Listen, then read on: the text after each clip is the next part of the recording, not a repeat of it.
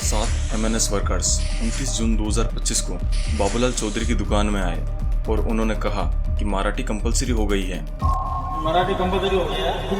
बाबूलाल चौधरी ने हिंदी में बात की और जब उनसे पूछा गया कि महाराष्ट्र में कौन सी भाषा बोली जाती है तो उन्होंने कहा सब भाषा बोली जाती है। महाराष्ट्र में कौन सी भाषा बोली जाती है? सब भाषा। और उसके बाद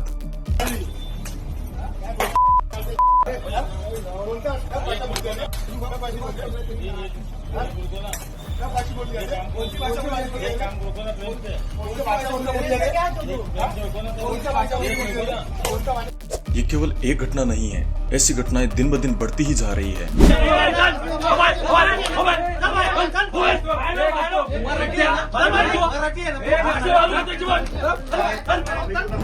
एक ऑटो ड्राइवर ने मराठी स्पीकर मैडम को कहा कि मैं हिंदी या भोजपुरी ही बोलूंगा, हिंदी बोलूंगा, भोजपुरी बोलूंगा, बोलना तुमको क्या करना। और इस बात की उसे कितनी बड़ी सजा मिलेगी शायद उसे भी नहीं पता था।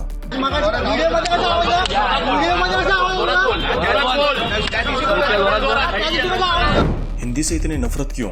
मैं खाली बोला हूँ। मराठी बोल, मला हिंदी मराठी बोल, बोल मराठी।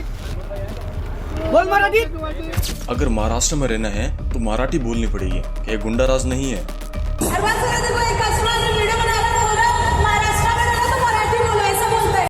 क्या मराठी भाषा वाकई लुप्त हो रही है या ये डर एक राजनीतिक औजार बन चुका है? मराठी आली पाहिजे याच्याबद्दल वाद नाही, विनाकारण उठसूट काही मारामारी करायची गरज नाही, मारायची गरज नाही, पण जर जास्ती नाटकं केली तर कानाखाली आवाज काढलाच पाहिजे। इस वीडियो में जो कुछ भी दिखाया जाएगा that will be totally based on records and evidence. तो इस वीडियो की हर एक बात को ध्यान से सुनना और समझना। Let's start the video. MNS Gunda Raj peaks are now.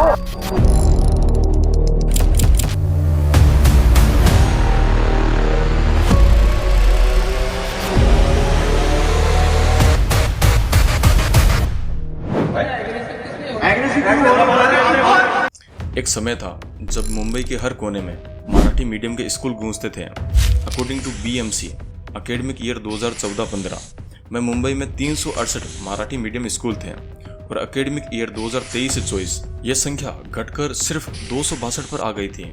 यानी 10 सालों में 100 से अधिक मराठी मीडियम स्कूल बंद हो चुके हैं। और अगर 2025 की बात की जाए तो ये स्कूल की संख्या 254 हो गई है। और सबसे हैरानी वाली बात यह है कि 45% स्टूडेंट ने मराठी स्कूल ड्रॉप कर दिया है। जहां पर पहले 100 स्टूडेंट मराठी स्कूल जाते थे वहीं पर अब यह संख्या केवल 55 पर आ गई है। अगर मैं बात करूं एकेडमिक ईयर 2024 से 25 की, अब केवल मराठी मीडियम स्कूल में 36,205 स्टूडेंट ही बचे हैं और उनके साथ हैं 926 टीचर्स। महाराष्ट्र में सिर्फ एक नहीं बल्कि 56 अलग अलग तरह की भाषाएं बोली जाती हैं। इनमें से मराठी और उसकी 9 उपभाषाएं जैसे वहाड़ी, तावड़ी, जामनेरी, संवेदी सरकार द्वारा मान्यता प्राप्त है। इन सभी को सरकार की तरफ से ऑफिशियल लैंग्वेज का दर्जा मिला है और इन्हें प्रिजर्व रखना सरकार की जिम्मेदारी भी है। लेकिन बाकी की 46 भाषा इस तरह से सुरक्षित नहीं है। इनमें से सिर्फ 10 भाषाएं ऐसी हैं जिन्हें बोलने वाले की संख्या आज थोड़ी बहुत ठीक ठाक है, इसलिए वो अभी कुछ सालों तक चल सकती है। मगर सवाल ये है कि लंबे समय तक जिंदा रह पाएगी? People's linguistic survey of India की रिपोर्ट बताती है कि 36 भाषाएं जो महाराष्ट्र के अलग अलग हिस्सों में बोली जाती है जैसे अमरावती, सतारा और सांगली, वो बहुत तेजी से कम हो रही है। और इनमें से 20 भाषाएं ऐसी हैं जो अगले 20 सालों में बिल्कुल खत्म हो सकती है। जरा सोचिए, अगर ये भाषा वाकई गायब हो जाए या लुप्त हो जाए तो इनका हाल ठीक वैसा ही होगा जैसे हड़प्पा सिविलाइजेशन का हुआ था। जिस लैंग्वेज में ये लिखते थे, क्या मतलब है इन शब्दों का, कैसे इस राइटिंग को समझा जा सकता है, और दूसरा इस महान सिविलाइजेशन का अंत कैसे हुआ, क्या हुआ इन लोगों के साथ। हड़प्पा सिविलाइजेशन एक बहुत ही एडवांस्ड और डेवलप्ड सभ्यता थी, लेकिन आज तक भी उनकी लैंग्वेज कोई समझ नहीं पाया। उनकी सारी कहानियां, कल्चर्स और राज सिर्फ सिंबल और पत्थरों में दफन होकर रह गए हैं। 2600 BC तक इनकी सभ्यता इतनी एडवांस हो चुकी थी कि इनके शहरों में मल्टी स्टोरीड घर बने हुए थे ईंटों के। जिन ईंटों का इस्तेमाल करके घर बनाते थे उनकी स्टैंडर्डाइज्ड मेजरमेंट होती थी, एक ही साइज की ईंटें होती थी। हर घर के अंदर टॉयलेट होता था, नहाने की जगह होती थी, ड्रेनेज सिस्टम होता था जहां से ड्रेन बाहर निकल सके, सड़कों पर ढंग की नालियां होती थी, पैदल चलने की जगह साइड में पेड़ लगाए जाते थे, पब्लिक कुएं होते थे जहां से हर कोई पानी पी सके, डस्टबिन्स बनाए जाते थे जहां पर लोग कूड़ा फेंक सके। अर्बन प्लानिंग के मामले में इनके शहर शायद आज के किसी भी इंडियन शहर से बेहतर होते थे, लेकिन फिर भी हम इनके बारे में और गहराई से समझ नहीं सकते क्योंकि हम इनकी लैंग्वेज नहीं जानते। माना कि महाराष्ट्र में मराठी बोलने वालों की संख्या दिन ब दिन कम होती जा रही है, लेकिन मराठी बुलवाने के लिए ये जो गुंडा राज है ये कहाँ तक सही है? हाँ बोला बोला हाँ बोला काय हिंदी म्हटलं? बोलेंगे मराठीत बोला. नहीं बोलते मराठीत बोला. नहीं बोलते हाँ ठीक आहे. नहीं बोलते नाही बोलत ना. हाँ नाव सांगून दे ना दादा. हाँ डाल सोशल मीडिया पे डालो नाही नाव सांगून दे ना तुझं. ये कोई गलत तरीका है तुम्हारा नाव बात सांगून करने दे का। ना. और मैं आपको बता दूं, केवल महाराष्ट्र में मराठी भाषा ही एक ऐसी भाषा नहीं है जिसके स्पीकर्स कम हो रहे हैं। ऐसी और भी लैंग्वेज हैं जो धीरे धीरे डिक्रीज कर रही है और जिसके बारे में शायद आपको पता भी नहीं होगा।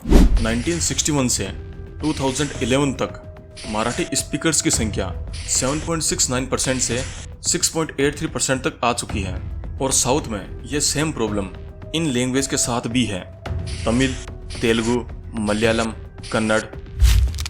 अगर मैं बात करूं उर्दू लैंग्वेज की, तो उर्दू लैंग्वेज का स्ट्रॉन्गेस्ट प्रेजेंस उत्तर प्रदेश और बिहार में देखने को मिलता है, लेकिन वहां पर भी ये सेम सीन है।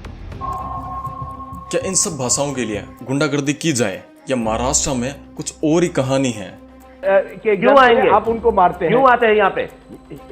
देश है, अरे काय का देश है भाई? कोई बाउंड्रीज यहाँ पे महाराष्ट्र में लोगों को, आज महाराष्ट्र के लड़कों को अगर काम नहीं है, उनके हाथ को काम नहीं है, अगर महाराष्ट्र की अगर नौकरी अगर बाहर के आके लोग लेके जाएंगे, हम कुछ नहीं बोलेंगे मैम। हर साल लाखों लोग नॉर्थ इंडिया से साउथ इंडिया की ओर माइग्रेशन करते हैं, कोई नौकरी की तलाश में तो कोई बेहतर जीवन की उम्मीद में। लेकिन इस माइग्रेशन के साथ एक और संघर्ष जुड़ा होता है, भाषा का संघर्ष। मैं खाली बोला हूँ. मराठीत बोल. मला हिंदी जमतं. मराठीत बोल. बोल मराठीत.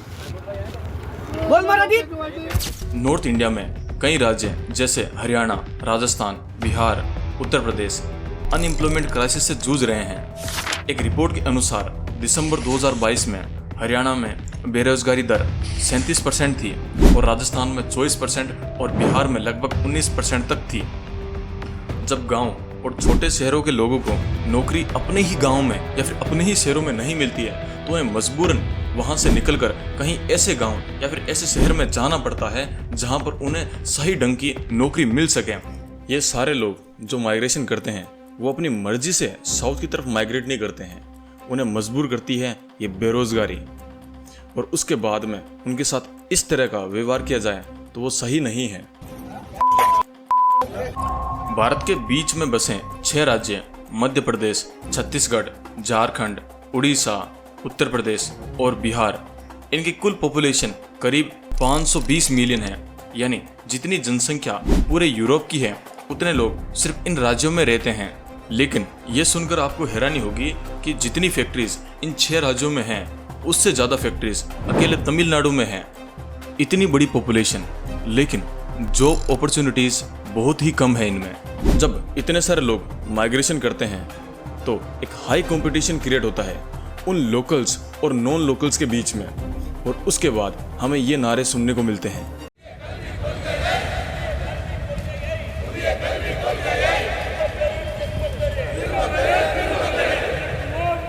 As pro-Kannada activists took law into their own hands earlier today, going on a vandalizing spree against any store that had English signage. मेरी रिक्वेस्ट उन लोगों से भी है जो लोग माइग्रेशन करते हैं, कहीं और जाते हैं, वहाँ से अर्निंग करते हैं, अपनी फैमिली को सर्वाइव करते हैं। अगर वहाँ से आप कुछ कमा रहे हो तो उस मातृभाषा का आपको आदर करना चाहिए, ना कि उनका विरोध करना चाहिए। और ये बात भी सरासर गलत है कि आप जो दबाव बना रहे हो कि आप ये भाषा बोलो या फिर ये बोलो, तो ये भी सरासर गलत है, क्योंकि सबके पास अधिकार है, वो अपनी भाषा चूज कर सकता है।